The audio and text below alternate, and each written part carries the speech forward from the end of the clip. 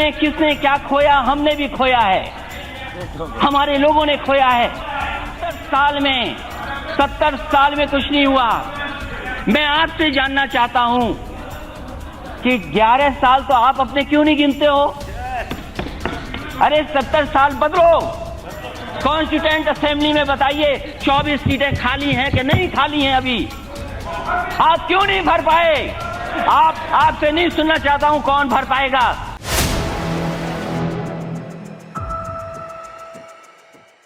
कि मुझे इस महत्वपूर्ण सवाल पर बोलने का मौका मिल रहा है।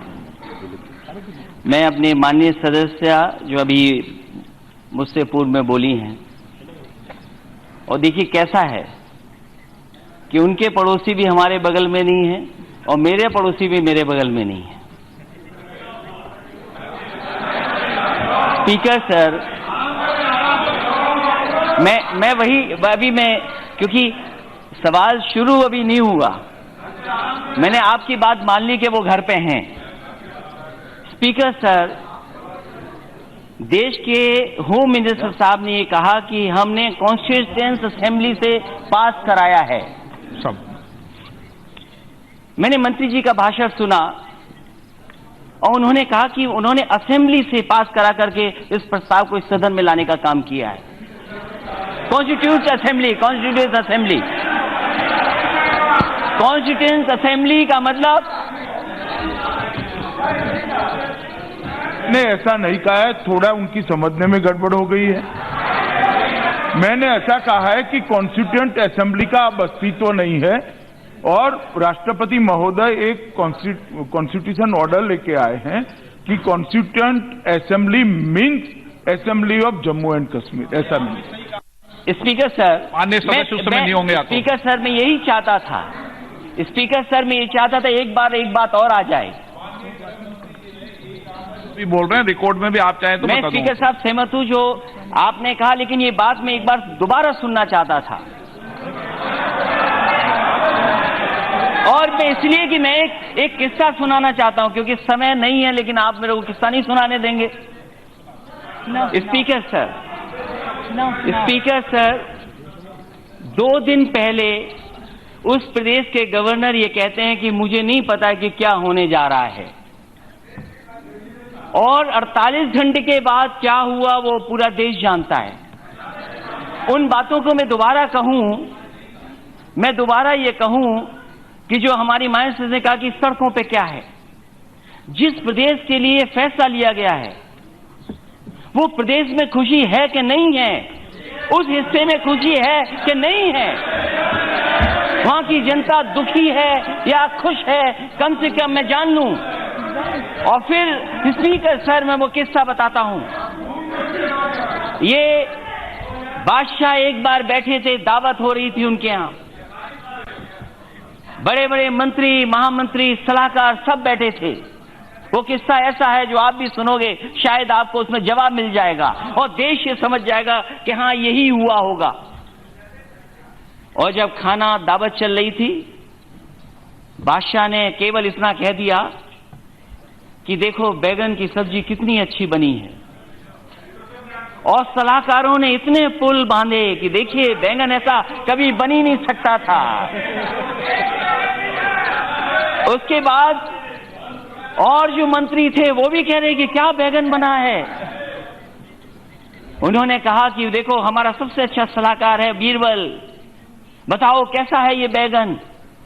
बोला इससे अच्छी तो सब्जी बनी नहीं सकती थी, ये तो सबसे अच्छी सब्जी है, क्योंकि सब्जी के ऊपर ताज है, इसलिए ये सब्जियों का राजा है। और अगले दिन हुआ क्या कि वो बादशाह बीमार हो गए। उन्होंने तलब किया कि समझाओ आकर बीरबल, जो सब्जी तुमने बताया तो सबसे अच्छी है, अभी देखिए फिट होगी। और जब बुलाया गया तो देखा कि बादशाह बीमार हैं और उनके आसपास चारों तरफ जितने भी हकीम, जितने भी हो सकते सब थे। उन्होंने बीरबल से पूछा, ये बताओ कल तो कह रहे थे सब्जी अच्छी है और ये आज आप आते ही बुराई करने लगे, और जब बुराई कर रहे हो तो आखिरकार क्यों बुराई कर रहे हो? तो बीरबल झुक करके कहा, बादशाह मैं कोई बैगुन की नौकरी नहीं कर रहा हूं, मैं बादशाह की नौकरी कर रहा हूं। अगर बादशाह को अच्छा लगेगा तो मैं अच्छा कहूंगा, बादशाह को खराब लगेगा तो मैं खराब कहूंगा। तो माननीय गवर्नर साहब ने वही फैसला लिया जो फैसला आप चाहते थे। वो कॉन्शियस असेंबली का फैसला नहीं है, ये फैसला ऊपर से नीचे गया है।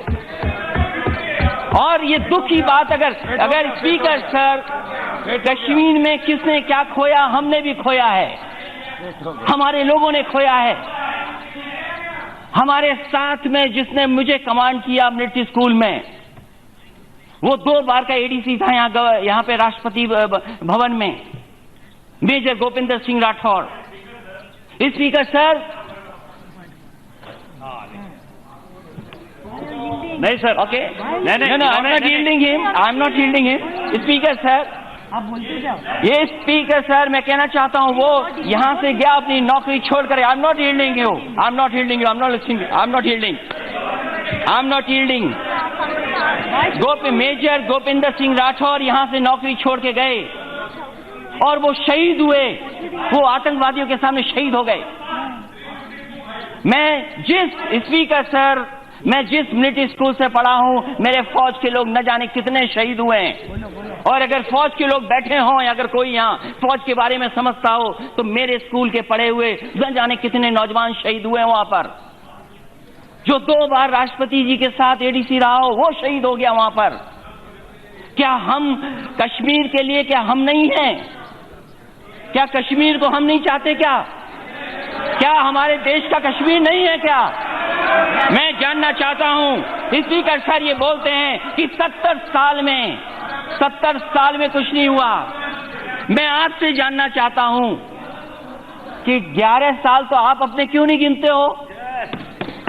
अरे 70 साल बदलो। अब हाँ, वो तो मुझे लगता है कौन कौन कंफ्यूज हुआ है। कंफ्यूज तो बहुत पूरा देश कर रहे हो, और कंफ्यूज इसलिए कर रहे हो कि जब से ये लोकसभा सत्र शुरू हुआ है, आपने देश के 20 करोड़ लोगों के लिए काम किया है। अभी 110 करोड़ लोगों के लिए काम आपने नहीं किया है। अभी तक स्पीकर महोदय 20 करोड़ लोगों के लिए काम कर रहे हैं। और मैं जानना चाहता हूं, 11 साल अपने गिनिए। और पाक ऑक्युपाइड कश्मीर, मेरा सवाल है स्पीकर महोदय सरकार से कि क्या पाक ऑक्युपाइड कश्मीर किसका हिस्सा है? ये सरकार बताए, ये सरकार बताए। और ये बताइए, कॉन्स्टिट्यूएंट असेंबली में, स्पीकर सर, कॉन्स्टिट्यूएंट असेंबली में बताइए 24 सीटें खाली हैं कि नहीं खाली हैं? अभी आप क्यों नहीं भर पाए? आपसे नहीं सुनना चाहता हूं कौन भर पाएगा। आप नहीं भर पाओगे। अगर भरने का भरोसा कोई दिला सकता है तो देश के होम मिनिस्टर दिला सकते हैं। आप हिसाब दिला दीजिए हमें भरोसा कि पाक ऑक्युपाइड कश्मीर भारत का है और जो 24 सीटें खाली हैं वो भी भारत की हैं। हम देश के साथ हैं, हम भी। और केवल कश्मीर पे कहना, खुशी मनाना अच्छी बात है, लेकिन हम खुशी जानना चाहते हैं कि ऐसी खुशी नागालैंड वाली कब मिलेगी हमें? सिक्किम वाली कब मिलेगी? मिजोरम वाली कब मिलेगी? और जिस तरीके से आपने लोकतंत्र में छल कपट किया है, धोखा दिया है, दबाव बनाया है, आपने बंदूकें ही कर दी साहब।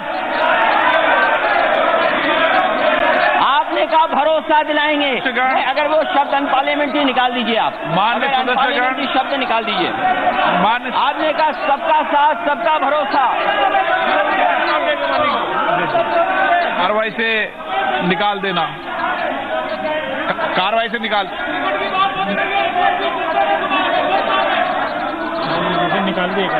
कार्रवाई से निकाल दिया।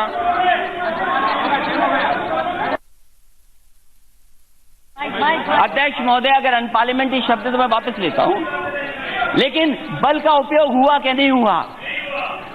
बल का उपयोग कौन नहीं जानता कि क्या फोर्स भेजी है वहां? आप गलियों की तस्वीर हमें क्यों नहीं दिखाते हैं? अगर कश्मीर स्वर्ग है तो हम भी तो स्वर्ग को देख लें, जब उसके लिए इतना बड़ा फैसला हम सब बैठ के ले रहे हैं। हसनैन मसूदी जी,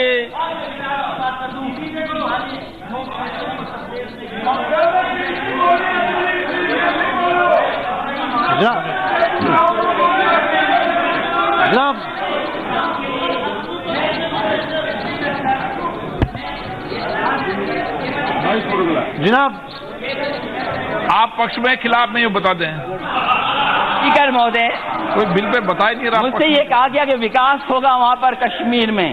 मुझे खुशी इस बात की। मैं ये जानना चाहता हूं, एक ही काम के लिए राष्ट्रपति आए उत्तर प्रदेश में, एक ही काम के लिए प्रधानमंत्री आए, एक ही काम के लिए आपको बुलाया गया। बताओ वो काम किसका था जो आप शिलान्यास कर करके आए थे? तो अगर उत्तर प्रदेश में नहीं दे सकते आप, क्योंकि राष्ट्रपति, प्रधानमंत्री, गवर्नर सब दिए हैं, तो जब उत्तर प्रदेश के साथ ये धोखा हो सकता है तो कश्मीर का विकास कैसे होगा?